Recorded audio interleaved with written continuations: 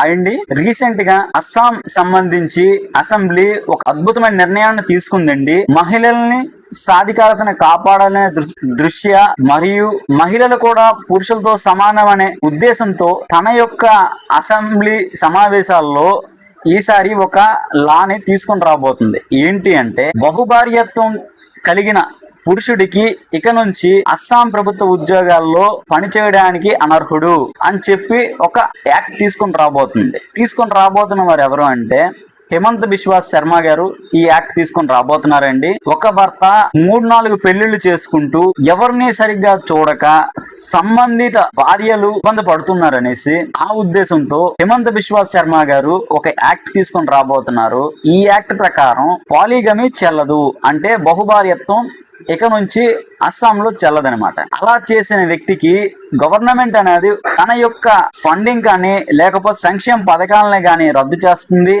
Next, government ఉద్యోగాల నుంచి కూడా తొలగిస్తామని చెప్పేసి ఆదేశాలు జారీ చేశారు. గవర్నమెంట్ ఉద్యోగాలు పొందడం కూడా కష్టం అని చెప్పి యాక్ట్ లో పేర్కొన్నారు. దీనిని అస్సాం అంతటా వర్తించదండి. షెడ్యూల్ 6 లో పేర్కొన్న ఏరియాలని ఈ షెడ్యూల్ లో మినహాయింపు ఇచ్చారు. అంటే ట్రైబల్ ఏరియాస్ లో ఉన్న వ్యక్తులకి అస్సాం లో ఈ మినహాయింపు అనేది ఇచ్చింది. షెడ్యూల్ 6 లో పేర్కొన్న ఏ నోటిఫైడ్ ఏరియాస్ ఏవేవైతే ఉన్నాయో వాటికి ఈ మినహాయింపు లభిస్తారు. మిగిలిన ఏరియా మొత్తం అస్సాంలో బహుభార్యత్వాన్ని పోషిస్తుంది అంటే మరి చెల్లదు.